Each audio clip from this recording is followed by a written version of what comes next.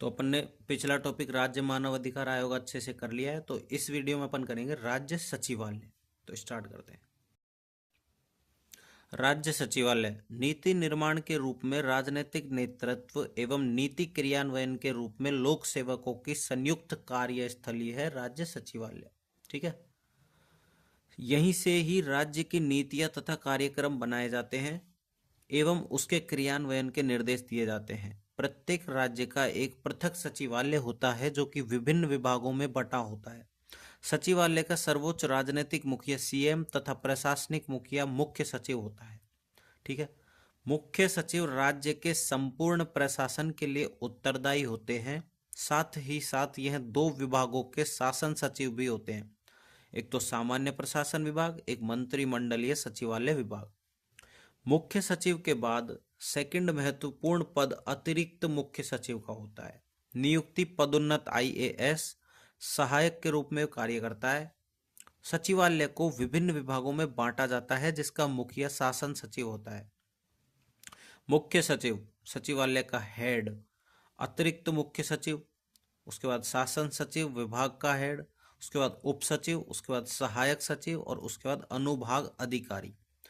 First मुख्य सचिव के राधाकृष्णन थे। उसके बाद फर्स्ट महिला मुख्य सचिव कुशल सिंह थे। ठीक है। राजस्थान मुख्य सचिव निरंजन आर्या 1 नवंबर 2000, उषा शर्मा 31 जनवरी 2022। अब आते हैं राज्य सचिवालय के कार्य। एक तो नीति निर्माण करना, एक नियम निर्माण तथा नियंत्रण, एक बजट निर्माण करना, एक है विधायी दायित्व जिसमें आते हैं राज्यपाल का अभिभाषण तैयार करना, विधेयक, अध्यादेश और प्रश्नों का उत्तर देना। सूचना संग्रहण सूचना ही नियोजन का आधार है। समन्वय स्थापित करना, कार्मिक प्रशासन, भर्ती, नियुक्ति, प्रशिक्षण, पदोन्नत। सामान्य प्रशासन संपूर्ण सरकारी संपदा का प्रबंधन करना। केंद्र राज्य सरकारों से संबंधित दायित्व जैसे पत्र व्यवहार, बैठकों में जाना, योजनाओं का क्रियान्वयन। सचिवालय की आंतरिक प्रणाली संविधान के अनुच्छेद 166 के प्रावधानों के अंतर्गत सचिवालय प्रशासन संचालित होता है। सचिवालय, विभाग और अनुभाग। ठीक है। सचिवालय प्रशासन की आलोचना, नोट प्रणाली से कार्यों में विलंब होता है। टिप्पणी, केंद्रीकरण अधिक होता है, धन का अपव्यय होता है, मतलब धन ज्यादा उठता है। सामान्यज्ञ वर्सेस विशेषज्ञ विवाद होते हैं। सत्ता की अनुकूलता ज्यादा होती है, ईमानदारी, दक्षता, कुशलता कम होती है। कर्मचारियों व अधिकारियों की अत्यधिक संख्या है इसमें, तो ये आलोचना है इनकी। और राजस्थान में प्रशासनिक सुधार संगठन एवं पद्धति अनुभाग 1955, राजस्थान प्रशासनिक सुधार समिति 1963 हरिश्चंद्र माथुर के द्वारा।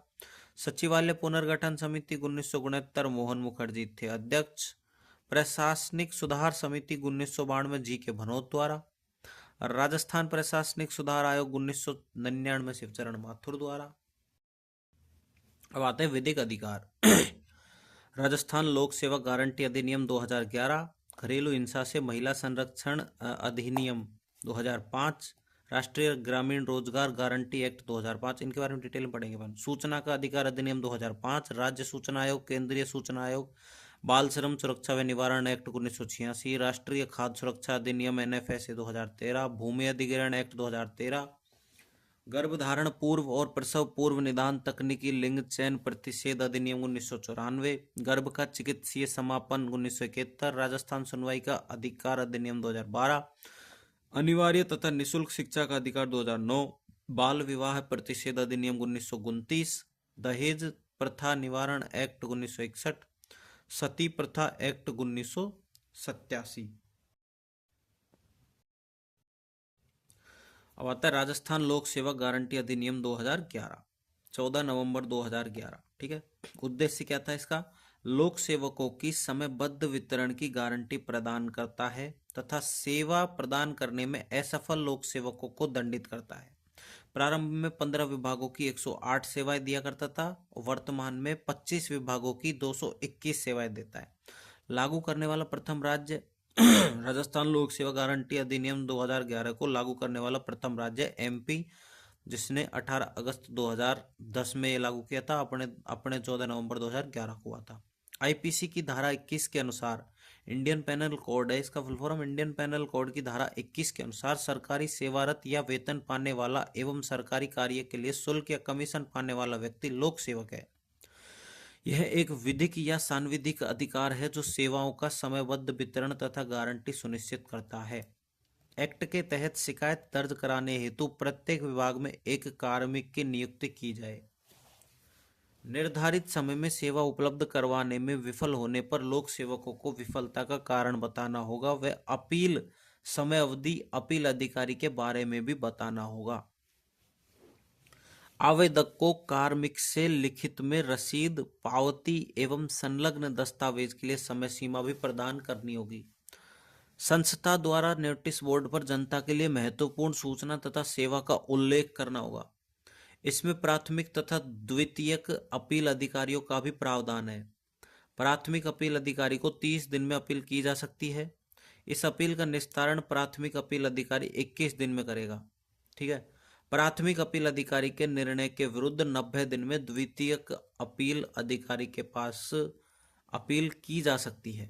द्वितीयक अपील अधिकारी अंतिम तथा शीर्ष अधिकारी है। द्वितीयक अपील अधिकारी अंतिम तथा शीर्ष अधिकारी है।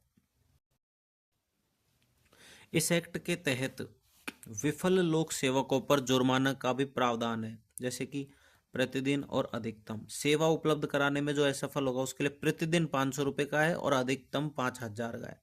सेवा उपलब्ध कराने में विलंब जो करेगा उसके लिए प्रतिदिन 250 रुपये का है, अधिकतम 250 मतलब ये 2500 रुपये का है।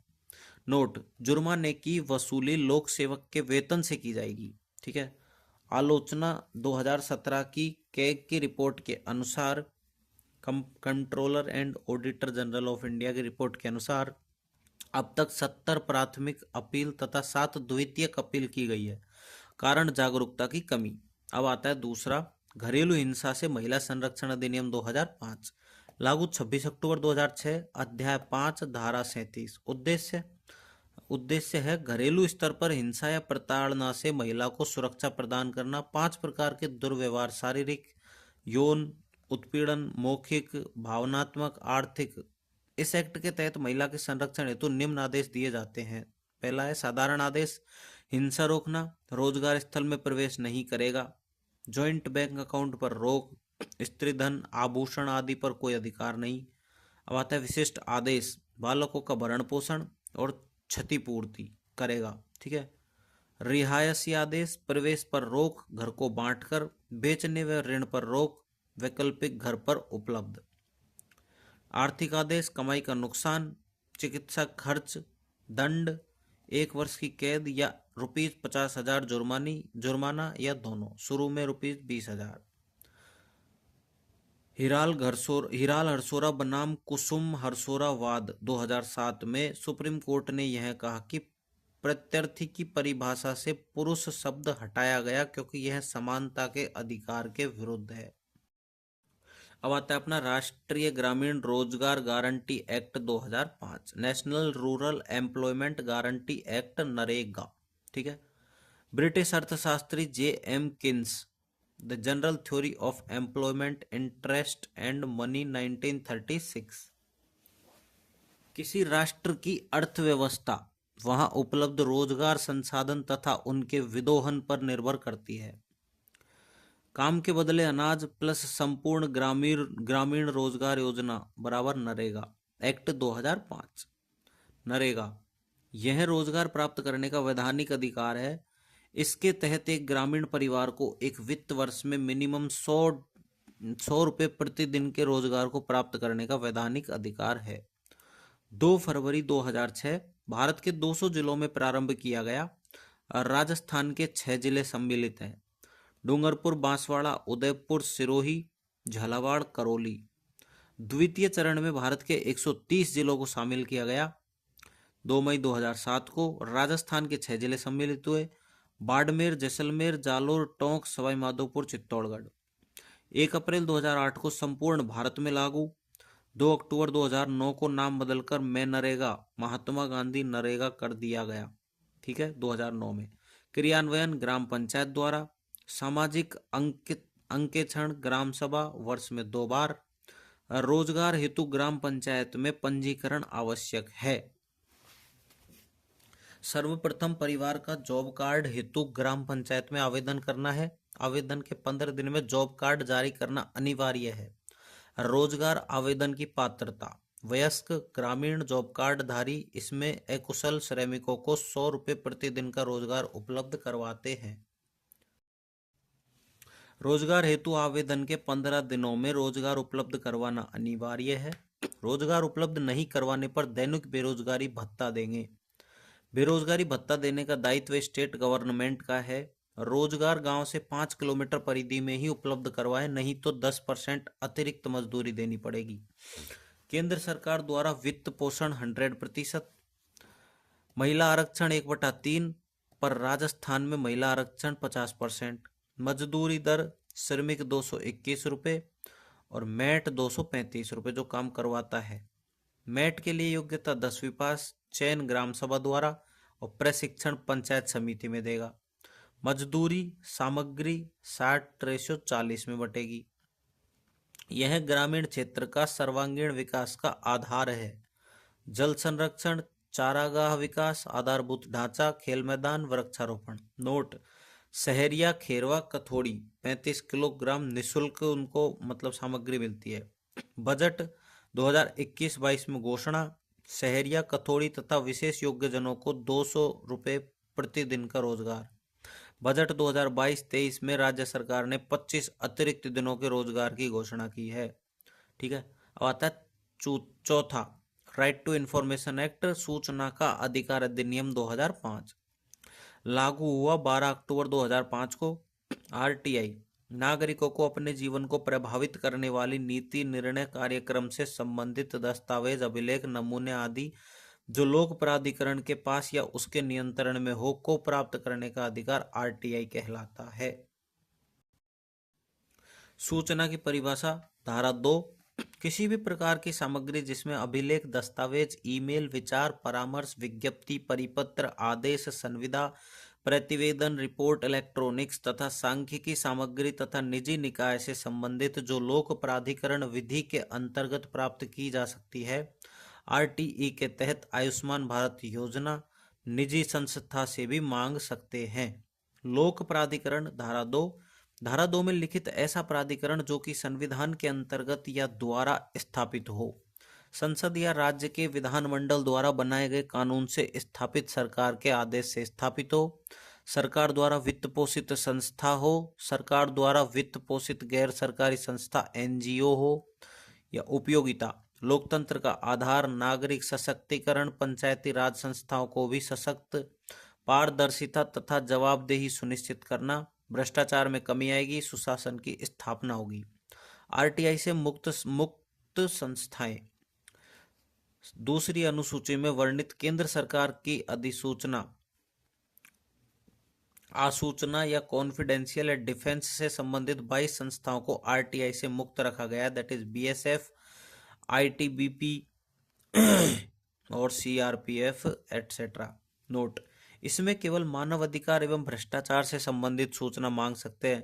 ठीक है, बीएसएफ, आईटीबीपी एटसेट्रा नहीं मांग सकते इनसे संबंधित। सूचना प्राप्त करने की प्रक्रिया धारा 6, लिखित इलेक्ट्रॉनिक माध्यम से अप्लाई, हिंदी, इंग्लिश या क्षेत्रीय भाषा में शुल्क सहित अप्लाई। वंचित सूचना का पूर्ण विवरण, पीआईओ एंड एपीआईओ को आवेदन करना पड़ेगा। पीआईओ पब्लिक इंफॉर्मेशन ऑफिस और एपीआईओ असिस्टेंट पीआईओ।